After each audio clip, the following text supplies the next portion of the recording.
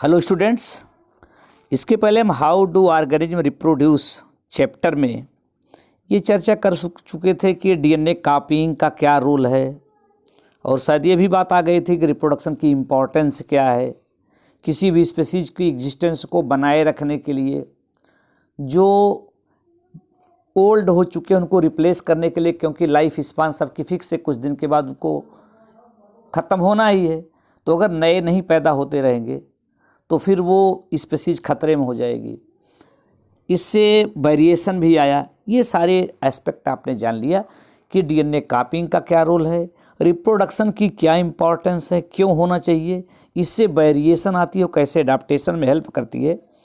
तो ये एक बेसिक चीज़ें थी, लेकिन ख़ास करके सीधे आप लोग जानना चाहते हैं कि रिप्रोडक्शन के मोड क्या हैं, बोर्ड में कैसे क्वेश्चंस आते हैं। तो उनकी अगर हम बात करें तो आज सीधे सीधे हम इस पर आते हैं। रिप्रोडक्शन की इम्पोर्टेंस समझ गए तो रिप्रोडक्शन होता कैसे है। जितने भी ऑर्गेनिज्म हैं उनमें स्पीसीज को बनाए रखने के लिए, अपने सक्सेसर को लाने के लिए रिप्रोडक्शन की प्रोसेस होती है। रिप्रोडक्शन कैसे होता है तो ऑर्गेनिज्म बहुत से different variety of living being हैं, लेकिन रिप्रोडक्शन के मोड डिफरेंट होते हुए भी इनको ब्रॉडली अगर डिवाइड करें दो मेजर कैटेगरी में डिवाइड कर सकते हैं। और ये जो दो मेजर कैटेगरी हैं रिप्रोडक्शन की, एक है एसेक्सुअल मोड और दूसरा है सेक्सुअल मोड ऑफ रिप्रोडक्शन।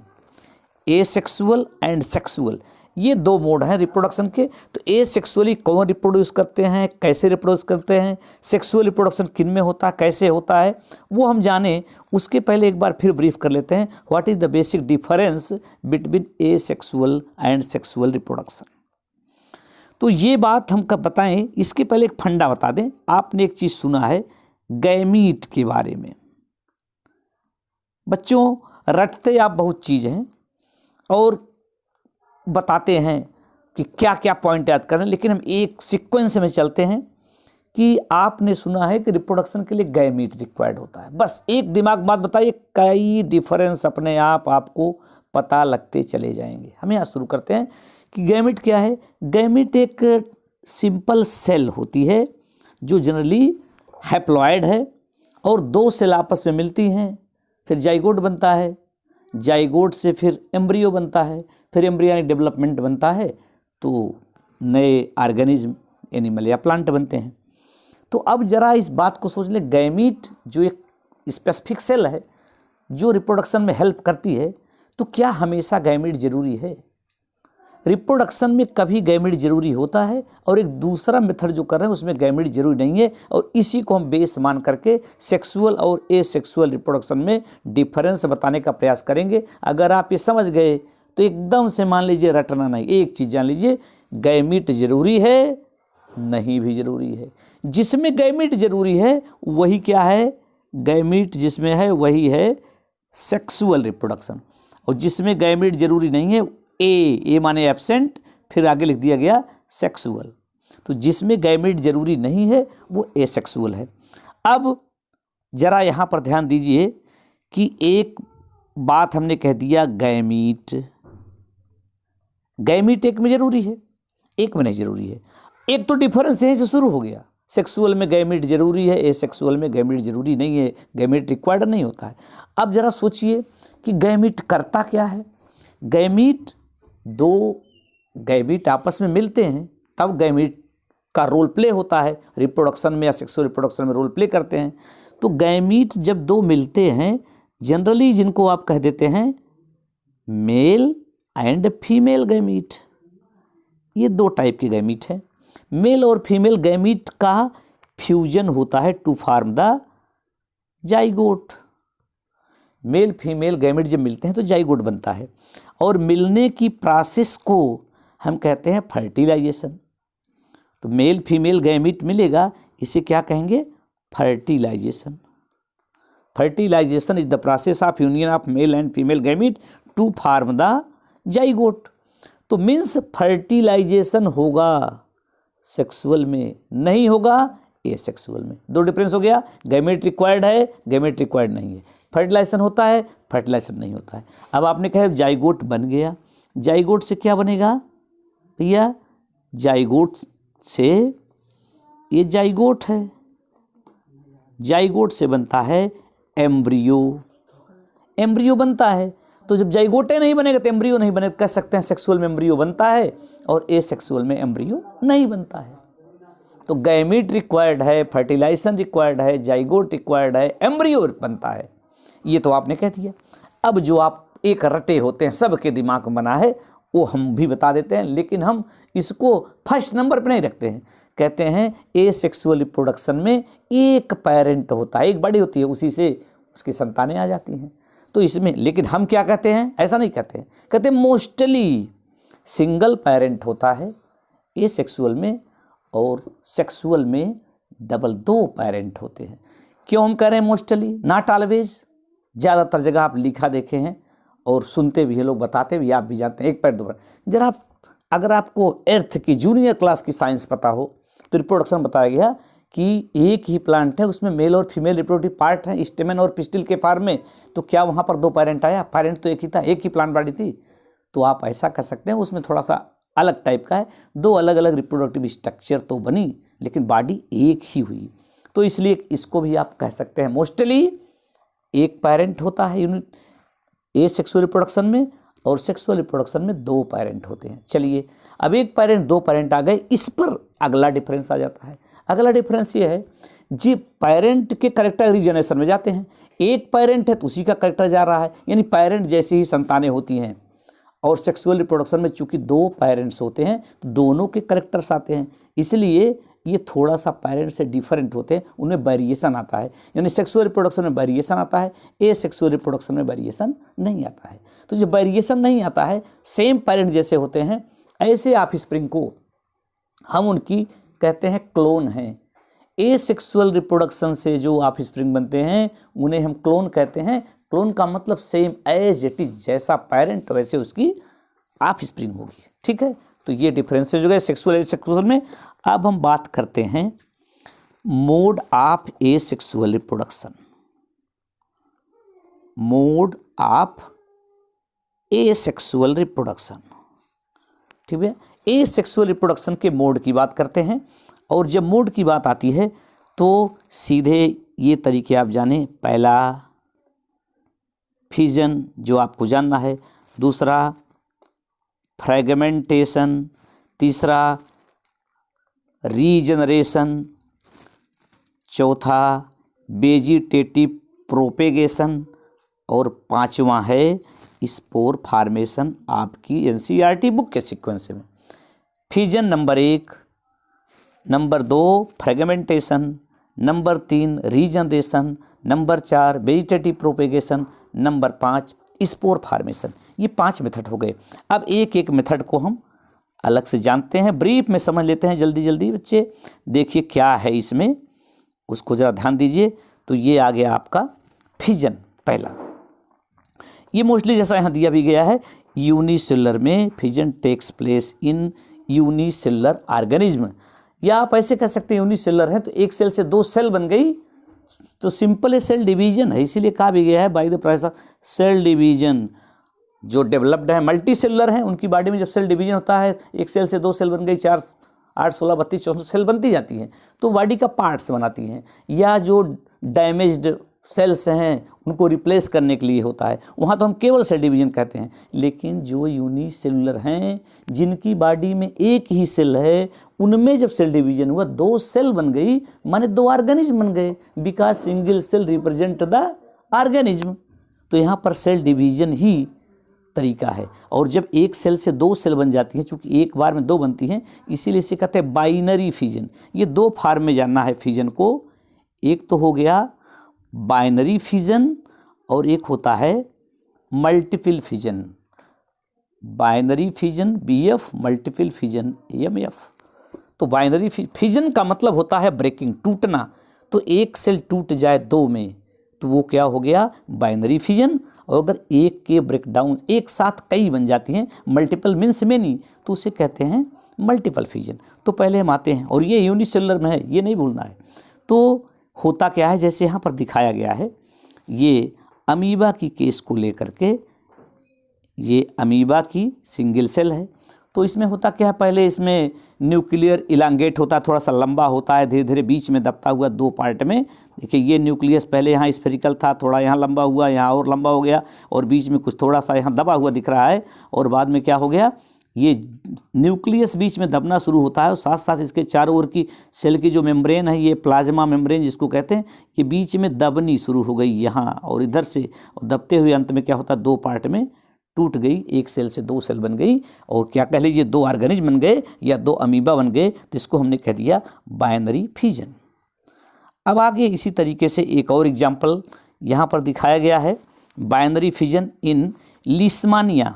लीशमानिया बहुत फेमस है एज एक डिजीज काज करता है, जिसे कालाजार कहते हैं। ये डिजीज काज करता है, और खैर फिलहाल ये ट्रांसमिट होता है दूसरे वेक्टर के जरिए। तो इसमें भी इसी तरीके से दिखाया गया, ये देखिए, ये किनारे से यहाँ पर न्यूक्लियर डिवीजन, पहले सिंगल न्यूक्लियस है, यहाँ भी सिंगल न्यूक्लियस डिवीजन की प्रोसेस चलती है, दो न्यूक्लियस हो जाता है, क्योंकि सेल की जो मूल स्ट्रक्चर इसमें क्या होता है, एक मेम्ब्रेन होती है एनिमल सेल में, न्यूक्लियस होता है, और फिर साइटोप्लाज्म होता है। तो होना क्या चाहिए, जो नई सेल बने भी उसमें भी न्यूक्लियस कराना जरूरी है। इसलिए जनरली क्या होता है कि जब भी सेल डिवाइड होगी, पहले इसके अंदर दो न्यूक्लियस आ जाएगा, बाद में क्या हो जाएगा, ये जो इसके चारों ओर का साइटोप्लाज्म था, ये भी दो पार्ट में डिवाइड हो जाएगा, अप्रॉक्सीमेट 50% इसके साथ, 50% इस न्यूक्लियस के साथ। अब ये उसकी डायरेक्शन अलग, जैसे यहाँ पर देखें, यहाँ पर सिंगल न्यूक्लियस है, ये न्यूक्लियस यहाँ थोड़ा इनलार्ज होता है, दो पार्ट में डिवाइड हो गया। जब दो पार्ट में डिवाइड हो जाता है, फिर यहाँ से देखिए इसमें इस डायरेक्शन में ये डिवीजन का प्रोसेस स्टार्ट होता है। तो अब यहाँ पर देखें, अगर तो यहीं से डिवाइड होते दो पार्ट में डिवाइड हो जाता है, तो यहाँ भी एक बार में दो सेल बनी, इसीलिए इसे कहते हैं बाइनरी फिजन। इसके अपोजिट एक दूसरा एग्जाम्पल यहाँ पर दिया गया है, प्लाज्मोडियम को लेकर के दिया गया है। प्लाज्मोडियम एग्जाम्पल जो एनसीईआरटी वाले उनको ही जानते रहना है। इसमें होता क्या है, अभी आपने देखा एक न्यूक्लियस से दो न्यूक्लियस हो गए, फिर साइटोप्लाज्म 50% अप्रॉक्सीमेट एक के साथ और 50% दूसरे के साथ दो सेल बन गई, दो ऑर्गेनिज्म बन गए, बाइनरी फिजन हो गया। लेकिन कभी कभी होता क्या है, सपोज ये सेल है, इसमें न्यूक्लियस है, न्यूक्लियस डिवाइड हो गया, दो न्यूक्लियस हो गए, लेकिन होना क्या चाहिए था, अब ये सेल दो पार्ट में डिवाइड हो जाती, लेकिन ऐसा नहीं हुआ।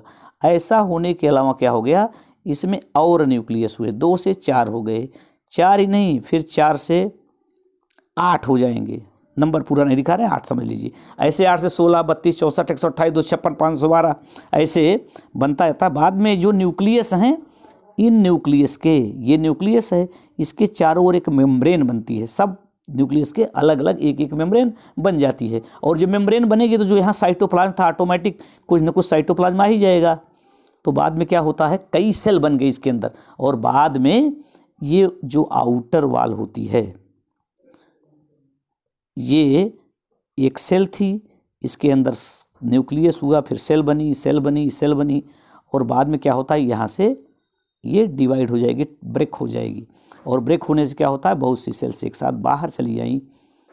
तो एक साथ ही अंदर चल रहा था क्या उसको नहीं पता है, लेकिन एक साथ ही जब संतानें आई, कितनी आ गई, बहुत सी, मेनी। इसीलिए कहते हैं एक का कई पार्ट में ब्रेक हो जाना या फिजन हो जाना, इसे कहते हैं मल्टीपल फिजन। तो मल्टीपल फिजन में आपको ध्यान रखना है, प्लाज्मोडियम कई बार पूछा जाता है, एग्जाम्पल दीजिए।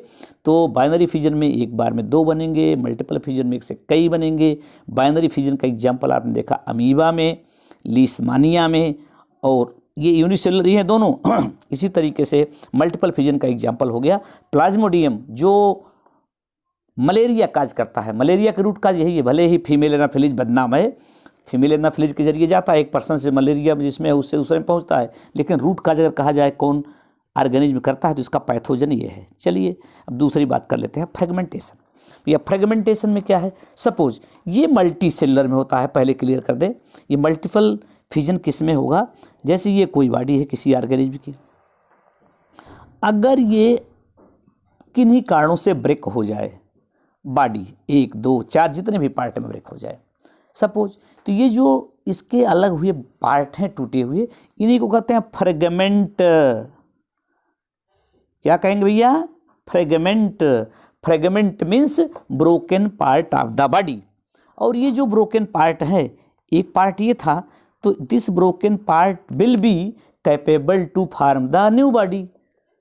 तो न्यू बॉडी बन गई, नया ऑर्गेनिज्म बन गया, तो एक तो रिप्रोडक्शन हो गया। लेकिन नई बॉडी कैसे बनी, रिप्रोडक्शन कैसे हुआ? By the fragment. तो जब reproduction takes place through the fragment, then such type of method is known as fragmentation. जैसे एल्गी में आप देख लीजिए, या जो फंगस हैं मल्टीसेलुलर्स लाइक राइजोपस में, उसमें भी देखा जाता है। खैर और भी मेथड्स उसमें पाए जाते हैं, स्पोर फॉर्मेशन भी होता है। तो एल्गी में स्पाइरोगायरा नाम दिया गया, तो इसको मत भूलिएगा। स्पाइरोगायरा में फ्रेगमेंटेशन के जरिए एसेक्सुअल रिप्रोडक्शन होता है, गैमेट इन सब में नहीं बन रहे हैं। आगे चलते हैं, चलिए अब नेक्स्ट मेथड है रीजनरेशन। रीजनरेशन बहुत कन्फ्यूजन होता है, कई बार बच्चे पूछते हैं, पढ़ लेते हैं, बता दिया जाता है, भूल जाते हैं, कुछ दिन बाद फिर पूछते हैं सर फ्रेगमेंटेशन और रीजनरेशन में क्या डिफरेंस है। ये बहुत मिलता जुलता है, वो इतना क्लोज रिलेशन है कि कभी कभी नहीं समझ में आता है।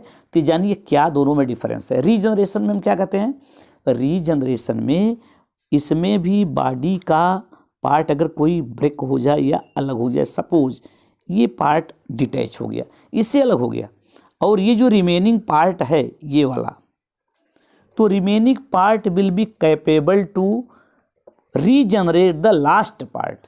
जो उसका अलग हुआ पार्ट है, जो लास्ट हो गया पार्ट, उसको बना लेना, इसे कहते हैं रीजनरेशन। ध्यान दीजिए फिर से, फ्रेगमेंटेशन में क्या हुआ था, जो पार्ट अलग हुआ था वो पूरी बॉडी बनाता था। लेकिन रीजनरेशन में क्या है, जो पार्ट अलग हुआ वही फिर से बना लिया। जैसे कहते हैं स्टारफिश में, स्टारफिश हो गया, तो अब आपने इसको इतना अलग कर दिया, ये पार्ट जो अलग हो गया ये बॉडी नहीं बनाएगा, और ये जो रेस्ट पार्ट है इतना, इसमें ये जो निकल गया था ये नए सिरे से आ जाएगा।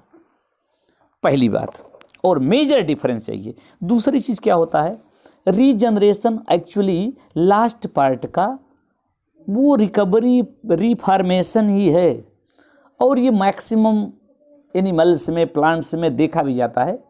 तो इसलिए रीजनरेशन हमेशा रिप्रोडक्शन के नज़रिए से देखेंगे तो अलग हो जाता है। रीजनरेशन आप में भी है, आपकी बॉडी में भी। जैसे कहीं घाव हो गई, बॉडी का कोई पार्ट है, ये बॉडी का कोई पार्ट है, और पता लगा इसमें इतना पार्ट ये निकल गया, कट गया, किसी डैमेज हो गया, तो बाद में क्या होता है, ये पार्ट फिर से बना लिया जाता है। ये प्रोसेस भी क्या है, रीजनरेशन। लेकिन रिप्रोडक्शन नहीं करते, क्योंकि नई बॉडी नहीं बनी, नया पार्ट बना। और कभी कभी यही नया पार्ट बनने से अगर बॉडी बन जाए, नया ऑर्गेनिज्म आ जाए, तो रिप्रोडक्शन का साधन हो जाता है। तो फ्रेगमेंटेशन वर्ड हम रिप्रोडक्शन के लिए यूज करते हैं, और रीजनरेशन कभी, जैसे छिपकली अपनी पूंछ रीजनरेट कर लेती है। कई बार आपने कहा उसकी पूंछ अलग हो गई, तो पूंछ अलग हो गई बॉडी से, तो बॉडी में पूंछ आ गई, पूंछ से बॉडी नहीं आई। और फ्रेगमेंटेशन क्या करता, दो पार्ट हो गया, एक तरफ बॉडी एक तरफ पूंछ, तो होना क्या चाहिए था, बॉडी में पूंछ आ जाती और पूंछ भी क्या करती, बॉडी बना लेती। तो ऐसा नहीं, जो पार्ट अलग हुआ, पहली चीज़। दूसरा आप जान लीजिए हमेशा, ये डेवलप्ड में कंपैरेटिवली होगा रीजनरेशन। रीजनरेशन का मतलब जिसमें अलग अलग बॉडी में अलग अलग टाइप की स्ट्रक्चर्स होती हैं, उनमें कुछ पर्टिकुलर पार्ट्स का रहना जरूरी है, ये पार्ट रहेगा। इसमें ऐसी सेल्स हैं जो कैपेबल हैं पूरी बॉडी को बना लेने के लिए। जैसे स्पंज की बात करें, पोरीफेरा के मेंबर की बात करें, उसमें एक आर्कियोसाइट ऐसी सेल होती है जो अदर जितने टाइप की सेल्स हैं सबको बनाती है। तो मान लीजिए स्पंज का बहुत थोड़ा सा ही पार्ट कहीं गया, लेकिन उसमें आर्कियोसाइट है, तो आर्कियोसाइट क्या करेगी, पूरी बॉडी को बना लेती है। तो ये रीजनरेशन है। समझ गए भैया। फ्रेगमेंटेशन में फ्रेगमेंट से बॉडी बनती है, यानी ब्रोकन पार्ट बॉडी बना लेगा, और रीजनरेशन में जो पार्ट लास्ट हो गया है, हट गया है, वो बन सकता है। रीजनरेशन मैक्सिमम में देखते हैं, लेकिन ज़रूरी नहीं है रीजनरेशन सब में रिप्रोडक्शन का साधन हो। तो जिसमें बॉडी बन जाए उसमें उसी को मान लेते हैं रिप्रोडक्शन का एक तरीका मान लेते हैं। तो इसमें जो एग्जाम्पल आपको जानना है, फॉर एग्जाम्पल हाइड्रा, फिगर से देखते हैं हाइड्रा के रीजनरेशन को दिखाया भी गया है आपके यहाँ, ये देखें। अच्छा हाइड्रा है, चलिए कोई बात नहीं, नहीं दिखाया गया, हाइड्रा है, या प्लेनेरिया का दिखाया गया। अब प्लेनेरिया ये हो गया, इसकी बॉडी है, इसमें हुआ क्या, ये देखिए 3 पार्ट में ब्रेक हो गया, ये फर्स्ट पार्ट, ये सेकंड पार्ट, ये थर्ड पार्ट, यानी कह सकते हैं एक ऊपर वाला, एक बीच वाला, एक नीचे वाला। तो बाद में क्या हुआ, इसको वाइट कलर से अलग से दिखा दिया गया। इसमें क्या हुआ, ये फर्स्ट पार्ट में चूंकि ऊपर वाला था, नीचे वाला निकल गया था, मिडिल या कह सकते हैं सेकंड और थर्ड पार्ट। अगर हम नाम दे दें फर्स्ट, फिर इसको नाम दे दें सेकंड, इसको कर दे थर्ड, तो फर्स्ट वाला पार्ट इसमें था, इसमें नीचे वाले यानी सेकंड और थर्ड एक साथ, ये सेकंड और थर्ड आ गया, यानी इतना पार्ट यहाँ से यहाँ तक नया बन गया, तो रीजनरेशन हुआ। लास्ट पार्ट, यही पार्ट लास्ट हो गया था, फिर से आ गया। अब ये मिडिल वाले में क्या लास्ट हुआ, ये अपर पार्ट लास्ट हो गया था ये वाला, और ये लोअर पार्ट लास्ट हो गया था। तो रीजनरेशन क्या हुआ, अपर पार्ट फार्म कर लिया, रीजनरेट कर लिया गया, और लोअर इसी तरीके से इसमें नीचे से कर लिया गया। तो हुआ क्या एक्चुअली, ये इससे भी एक नया प्लेनेरिया, इससे भी और इससे भी, तो ये प्लेनेरिया बन गया। और पार्ट में होता तो और प्लेनेरिया बन जाते। तो ये हो गया भैया रीजनरेशन। तो एग्जाम्पल क्या बताया गया, हाइड्रा और प्लेनेरिया। अब आते हैं बडिंग की केस में। चलिए नेक्स्ट, रिप्रोडक्शन, एसेक्सुअल रिप्रोडक्शन का जो पैटर्न है बडिंग। तो बडिंग में सबसे पहले जानना है, जैसे मैंने कहा फ्रेगमेंटेशन में रिप्रोडक्शन का मेथड, इसमें फ्रेगमेंट से बॉडी बनती है। तो बडिंग का मतलब formation of new ones by the bud. तो इसमें क्या होता है कि बड बनती है। बड क्या है, अब जो रिप्रोडक्शन में हेल्प करने वाली है। बडिंग कहाँ पर कहेंगे, जब बॉडी से कोई आउट ग्रोथ ऐसी निकले जो कैपेबल हो पूरी बॉडी बना लेने में। जैसे हाइड्रा के केस में दिया गया, यहाँ पर एक आउट ग्रोथ निकलती है, एक उभार निकल आता है, और बाद में इसमें जैसे पूरी बॉडी की स्ट्रक्चर होती है वैसे स्ट्रक्चर यहाँ भी टेंटिकल्स निकल आएंगे।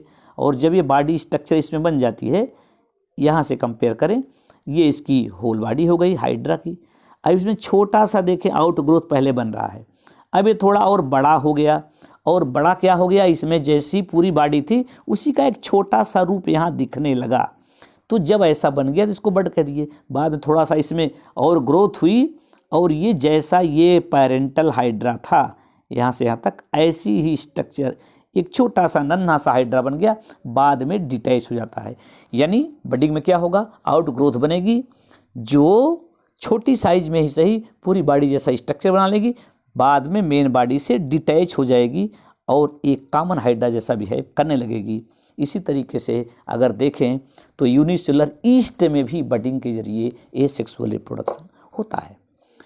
अब अगले पर आते हैं भैया, वेजिटेटिव प्रोपेगेशन।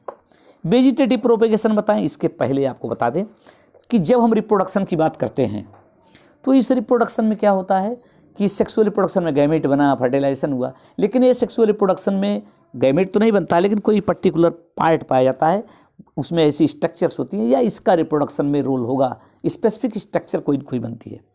तो जहाँ पर रिप्रोडक्शन में हेल्प करने वाली स्ट्रक्चर बनती है, जिसको हम रिप्रोडक्टिव स्ट्रक्चर कहते हैं, जिस पार्ट में बनेगा उसे कहते हैं रिप्रोडक्टिव पार्ट। और इसके अलावा जो पार्ट हैं उनको हम कहते हैं वेजिटेटिव पार्ट। यानी प्लांट के दो पार्ट हो गए, जनरली प्लांट में ही हम बात कर रहे हैं, एक हो गया रिप्रोडक्टिव, एक हो गया वेजिटेटिव। जिस प्लांट को इजली आप जानते हैं फ्लावरिंग प्लांट को, फ्लावरिंग प्लांट में रूट है, लीफ है, स्टेम है, इसका काम रिप्रोडक्शन में हेल्प करना नहीं है, कर सकती है बाई साइड, मेन वर्क नहीं है। मेन रिप्रोडक्शन में हेल्प करने वाला पार्ट कौन सा है, फ्लावर। तो फ्लावर हो गया reproductive part, other part root leaf stem क्या हो गए, वेजिटेटिव पार्ट। तो जब वेजिटेटिव पार्ट की हेल्प से रिप्रोडक्शन हो, वो नई बॉडी बना सके, वो ऑफस्प्रिंग तैयार कर सके, तो इसी को कहते हैं vegetative propagation. Vegetative propagation is type of asexual reproduction in which offspring form by the vegetative part like root, leaf and stem. इसकी हेल्प से, वेजिटेटिव पार्ट की हेल्प से बन जाता है। खैर इसके भी दो तरीके हैं। वेजिटेटिव प्रोपेगेशन को आप दो फॉर्म में जानेंगे, एक होता है नेचुरल और एक होता है आर्टिफिशियल। दो टाइप के प्रोपेगेशन हैं। तो नेचुरल क्या कहते हैं, एक जान लीजिए। आर्टिफिशियल का मतलब क्या होता है, जो चीज़ हम आज जानते हैं साइंस में इतनी चीज़ें डिस्कवर्ड हो गई हैं या इन्वेंशन नए नए चल रहे हैं, तो पहले उसकी प्रॉपर्टी को जानना पड़ता है कि इस एनिमल में या इस नॉन लिविंग मैटर में कोई ये प्रॉपर्टी है, इसको अगर ऐसे यूज कर लें तो ये हमारे लिए बेनिफिशियल हो सकता है। भाई एटम के नेचर को जान करके एटम बम बना दिया गया, न्यूक्लियर फ्यूजन को समझ करके फिर हाइड्रोजन बम एटम बम बनाए गए, ये ऐसे रेडियो एक्टिव की प्रॉपर्टी को जान के नई चीज़ें बना दी गई। ऐसे ही ये जो नेचुरल आर्टिफिशियल में कर रहे हैं, जब देखा गया कि नेचुरली कोई वेजिटेटिव पार्ट इस सिचुएशन में नए प्लांट को बना सकता है, तो बाद में लोगों ने सोचा, खास करके इनके इंटरेस्ट था, साइंटिस्ट जो बोटनिस्ट थे, तो उनके दिमाग में क्या आया कि ऐसा हम अगर उसमें इंटरेस्ट लें कि ह्यूमन इंटरेस्ट से उसको और ज़्यादा प्रोपेगेट किया जा सकता है, उसको इजीली किया जा सकता है, उसका बेनिफिट लिया जा सकता है। तो अगर ह्यूमन की इन्वॉल्वमेंट हो गई, मैन मेड हो गया, तो ये आर्टिफिशियल हो जाएगा, लेकिन फंडा वही अडाप्ट किया जाएगा। तो नेचुरल प्रोपेगेशन वेजिटेटिव पार्ट से जो होते हैं, जो इसमें एग्जाम्पल को दिए गए हैं, हम उसकी बात करते हैं। फॉर एग्जाम्पल ये ब्रायोफिलम, जिसको हिंदी में अजूबा भी कहते हैं, शायद आप अपने आसपास देखे होंगे। इसकी जो लीफ होती है, इसमें जगह जगह जो इसके मार्जिन होती है उससे खांच बनी रहती है, वहाँ पर बड्स होती हैं, वहाँ से पूरा नीचे की तरफ रूट निकल आती है, ऊपर लीफ निकल आती है। कभी देखे होंगे तो एक लीफ पर कई छोटे छोटे प्लांट लगे रहते हैं और इसी से हो जाता है। ऐसे शुगर केन में देखते हैं, उसके स्टेम को काट दीजिए तो स्टेम से बन जाता है। पोटैटो में देखिए तो उसमें उसके स्टेम से बन जाता है। तो इसी तरीके से आपने रूट, परवल में देखे तो रूट से बन जाता है, तो रूट से भी, लीफ से भी, स्टेम से भी, कई एग्जाम्पल आप पालिए जहाँ से प्लांट बनाए जा सकते हैं। तो जब वेजिटेटिव पार्ट से बन जाए तो आपको एग्जाम्पल जानते रहना है, जान गए लीफ का, इसका, रूट का, किस में अगर ऐसे हो जाए तो इसे क्या कहते हैं, वेजिटेटिव प्रोपेगेशन अपने आप हो रहा है। तो ये हो गया नेचुरल। अगर आप उसी को यूज करके करें, आलू से अपने आप तो हो जाता है, अगर काट करके हम लगा कहते हैं आर्टिफिशियल प्रोपेग कर रहे हैं। गन्ने को टुकड़े टुकड़े में करके हम लगाते हैं तो भाई आप ह्यूमन रोल हो गया, तो आर्टिफिशियल हो गया। तो अब एक मेथड और है यहाँ पर, अभी हम आर्टिफिशियल की बात फिर से करेंगे, कैसे कैसे किया जाता है, लेकिन एक और मेथड थोड़ा सा समझ लेते हैं। टिश्यू कल्चर बड़ा इंपॉर्टेंट है, कई बार पूछा गया है। और साथ साथ ये भी कि वेजिटेटिव प्रोपेगेशन या एसेक्सुअल की बेनिफिट क्या है, सेक्सुअल का क्या बेनिफिट है, किस मामले में एसेक्सुअल आगे है। टिश्यू कल्चर में क्या करते हैं, देखिए बहुत शार्ट में लिखा गया, चाहे सेम सेंटेंस भी इसका बता सकते हैं। Tissue culture, new plants are grown by removing tissue or separating cells from the growing tip of plant. The cells are then placed in a artificial medium where they divide rapidly form a small group of cells or callus. क्या कहा जा रहा है, कभी कभी किसी plant से कुछ पार्ट को, आज तो एनिमल में भी ये सिस्टम चलने लगा है, उससे कुछ सेल्स को रिमूव कर लेते हैं और फिर ऐसे मीडियम में उसको रखते हैं, आर्टिफिशियल मीडियम में, जिसमें सेल डिवीजन प्रमोट हो। सेल डिवीजन होता है तो सेल डिवीजन से जो बहुत सी सेल्स बनती हैं, सेल का एक ग्रुप तैयार हो जाता है जिसे कहते हैं काइलस। अब जब ये काइलस बन जाता है, काइलस बन जाने के बाद फिर क्या करते हैं कि जैसे प्लांट में उसके सीड से या दूसरे पार्ट से जहाँ से रिप्रोडक्शन होता था वही सिचुएशन क्रिएट की जाती है, हार्मोनल ट्रीटमेंट दिया जाता है। ये देखिए यहाँ से, the callus is transform to another medium containing hormones for growth and differentiation. तो उसमें हार्मोनल ट्रीटमेंट करते हैं, हार्मोन ऐड करते हैं, तो होता क्या, the plantlets of them placed, अब छोटे से प्लांटलेट बन जाते हैं। कुछ पार्ट से, सेल से लिया गया था, कुछ सेल्स ली गई थी और या पार्ट अलग किया गया था, उसको आर्टिफिशियल मीडिया से करके कम समय में प्लांटलेट तैयार कर लेते हैं। बाद में उसको सॉइल में या जहाँ फेवरेबल कंडीशन होती है वहाँ लगा करके नया प्लांट तैयार करते हैं। इस टेक्निक को टिश्यू कल्चर कहते हैं। क्यों? क्योंकि यहाँ पर टिश्यू लिया गया, पहले कुछ सेल्स ली गई थी और उसी से पूरा प्लांट तैयार कर लिया गया। तो ये मेथड टिश्यू कल्चर है, ये 100% आर्टिफिशियल ही है। तो अब आते हैं लास्ट पर, स्पोर फार्मेशन की बात करते हैं। वैसे स्पोर फार्मेशन हमको पहले बता देना चाहिए था, लेकिन बुक में भी लास्ट में दिया गया था, इसलिए इसी सीक्वेंस में आए। तो स्पोर फार्मेशन क्या है, कुछ ऑर्गेनिजम्स में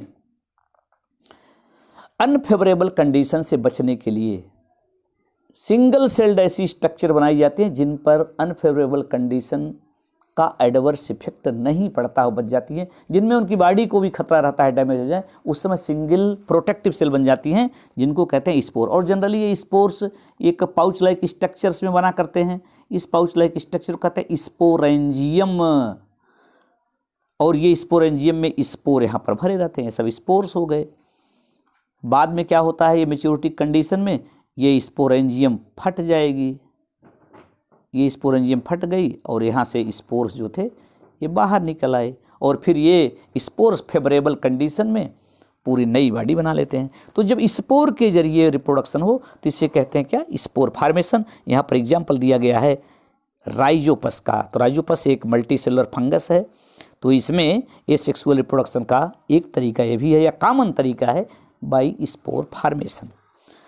अब हमें एक बात की ओर चर्चा करनी रह गई है, जो बहुत शार्ट में अलग से हेडिंग करके नहीं दिया गया है। हम फिर से आते हैं वेजिटेटिव प्रोपेगेशन पर। वेजिटेटिव प्रोपेगेशन में और आर्टिफिशियल, हमने कहा था दो तरीका है, नेचुरल और वेजिटेटिव। रूट से, लीफ से, स्टेम से जो अपने आप बन जा रहा है वो तो नेचुरल ही है। आर्टिफिशियल में है क्या? जब विद्वानों ने देखा कि जैसे कुछ प्लांट्स की ब्रांचेज मिट्टी में नीचे दब जाती है, सपोज ये कोई प्लांट है, इसकी ये टहनी यहाँ दब गई मिट्टी के नीचे, तो ये देखा गया कि यहाँ रूट निकल आती हैं। तो लोगों ने सोचा बड़ा बढ़िया है, अगर यहाँ से इसको कट करके इस प्लांट को ले जाके दूसरी जगह लगा दिए, यहाँ पर लगा दिए, तो ये एक नया प्लांट बन गया। ऐसा नेचुरली होता था, सब में नहीं हो सकता, जिसमें होता है। लेकिन अब आर्टिफिशियल क्या इसमें रूल लगा? ओह, अगर ऐसा होता है इंटेंशनली क्या करने लगे, ये ऐसा मेथड मिट्टी तक नहीं पहुंच रहा है, कुछ टहनी को, सपोज ये प्लांट है, ये इसकी ब्रांचेज हैं, ये मिट्टी हो गई, इधर रूट है, यहाँ तक नहीं आई, तो क्या करते हैं, इसकी किसी टहनी को दबा करके, और कभी कभी क्या करते हैं, इसको आर्टिफिशियल डिवाइस से दबा देते हैं, लकड़ी में फंसा देते हैं, और इसको नीचे मिट्टी कुछ इस पर रख दिए, और फिर यहाँ से रूट निकला, स्टिक दूसरी जगह लगा दिए। अब मिट्टी से टहनी को दबा दिया, तो यही आर्टिफिशियल का मेथड कहलाता है लेयरिंग। क्या कहेंगे? लेयरिंग। ठीक भैया, एक मेथड हो गया आर्टिफिशियल प्रोपेगेशन का, लेयरिंग। और जिसमें कहा गया था अगर पार्ट टूट गया नया प्लांट हो जाता था, तो इसको कह दिया कटिंग। जैसे गन्ना में, गुलाब में तने को काट करके लगा दिया, स्टेम को काट के लगा दिया, कटिंग हो गया। अब लेयरिंग पे जरा फिर विचार करते हैं। तो एक सिस्टम और आता है, ये कहते हैं गूंटी। गूंटी भैया क्या है कि अगर टहनियाँ मिट्टी के कुछ ऊपर थी, आपने दबा करके लेयरिंग कर दिया, सोचिए बहुत ऊपर हैं, लेकिन उसमें पता चला कि अगर ये मिट्टी के कांटेक्ट में होता तो इसमें भी ऐसे निकल आता था। अब जरा सोचिए उसमें क्या करेंगे भाई, ला करके अर्थ में आपने दबा दिया मिट्टी में, अब अर्थ को ऊपर ले जाना है आसमान में, कैसे ले जाएंगे? ले जा सकते हैं, तरीका है। जैसे ये प्लांट है, अर्थ यहाँ, इसकी ब्रांच यहाँ है, ऊपर है, तो क्या करते हैं, यहाँ से मिट्टी ले जा करके इसकी ब्रांच में बांध देते हैं। इसको नम किए रहते हैं जनरली, ये टाटपट्टी से या कपड़े से जिसमें होल हो, वो ढीला कपड़ा हो, होल्स बड़े बड़े हों, मार्किन कह लीजिए कहते हैं, या बोरा बांध देते हैं, इसमें मिट्टी लगा देते हैं, कांटी इसको नम रखते हैं, बाद में निकल आती है। जैसे इसका सबसे बड़ा एग्जाम्पल है अंबार में, अमला जानते हैं, इसका अचार भी घर बनाया जाता है। तो जब मिट्टी, जिसे कहते हैं गूटी, नीचे दबा दिए थे मिट्टी में, लेयरिंग, मिट्टी खुद ले गए, तो हो गया गूटी। एक और सिस्टम आर्टिफिशियल का, ग्राफ्टिंग। ग्राफ्टिंग क्या है बच्चा? ये देखिए, इसमें क्या करते हैं, ये भी देखा गया कभी कभी, जैसे एक स्टेम है, ये अगर इस पर दूसरे प्लांट के, एक प्लांट पर दूसरे प्लांट के पार्ट को ले आकर के यहाँ पर जोड़ दें, तो कभी कभी ये भी सरवाइव कर जाते हैं। ऐसे काटना है, पे एकदम प्लेन नहीं काटना इसका, फिर एक ऐसे कट हो, इसको ले जाकर नहीं जोड़ना, सही पकड़ेगा नहीं, एक में ऐसे एंड कर देते हैं इस टाइप का, और दूसरे में भी एक ऐसा एंड करते हैं जिससे ज़्यादा से ज़्यादा सरफेस इसका टच करे, और बाद में यहाँ पर मिट्टी बांध देते हैं, धीरे धीरे जुड़ जाते हैं। अब यहाँ पर एक चीज़ जानना है, जब ऐसा कर देते हैं, जिसकी रूट रहती है नीचे वाले कहते हैं स्टाक, और जो ऊपर होता है इसे कहते हैं सियान। ठीक भैया, तो करेक्टर इसमें किसका आता है? करेक्टर आता है ऊपर वाले प्लांट का, एक प्लांट। हाँ, आज की डेट में देखिए कलमी आम आता है। कलमी का मतलब क्या होता है, एक प्लांट, वो दूसरा प्लांट रहता है, उसमें दूसरे की टहनी लगा देते हैं। सोचिए बरदान एक टाइप से है, उसमें होता क्या है, पता लगा कि आपने किसी आम का फल खाया, बहुत बढ़िया था, दिमाग में आया अब की बार इसका लाम लगाते हैं, लेकिन सोचे जब तब तक देर हो गई थी, आम सब टूट गया, झड़ गया, जो लाए थे उसको खा लिए, तो दिमाग में अगली बार इसका आम लगाएंगे, पता लगा उसमें फल ही नहीं आया, जिस रिश्तेदार के यहाँ खाए थे। तब भी कर सकते हैं। घटिया किस्म वाला जो आम था वो निकला, उसकी टहनी को ला के जोड़ दिए, तो ये कलम का एक फ़ायदा हो गया। उसी को टेक्निकली, बायोलॉजिकली जब कहते हैं तो हम कह रहे हैं ग्राफ्टिंग, एक पर दूसरे को जोड़ना। जिस पर जोड़ते हैं उसे कहते हैं स्टाक, स्टाक माने नीचे वाला, और जिसको जोड़ते हैं उसे कहते हैं सियान। तो कलमे जिसमें आम नहीं है, इसको आपने जोड़ दिया सियान, और अंत में उसमें आम कौन सा आएगा जो ऊपर ब्रांच जोड़े हैं जिसमें आम का फल नहीं आया। तो हमने आपको बताया एसेक्सुअल रिप्रोडक्शन के जो मेथड थे, और हम उम्मीद करते हैं आप पूरा समझ गए होंगे, चाहे वो फिजन हो, फ्रेगमेंटेशन हो, रीजनरेशन हो, बडिंग हो, और वेजिटेटिव स्पोर फार्मेशन राइजोपस के एग्जाम्पल से, और वेजिटेटिव प्रोपेगेशन में दो, एक आर्टिफिशियल और एक हो गया नेचुरल। और आर्टिफिशियल में स्पेशली कटिंग, लेयरिंग, ग्राफ्टिंग, गूटी, ये मेथड आपने जाना, और शार्ट में थोड़ा सा टिश्यू कल्चर भी आपने जान लिया। कोई प्रॉब्लम होगी तो आप हमको लिख के बता सकते हैं, या मुलाकात होगी वहाँ चर्चा करेंगे। तो अब इसके बाद सेक्सुअल रिप्रोडक्शन की चर्चा हम अगले वीडियो में करेंगे। तब तक के लिए बहुत बहुत धन्यवाद।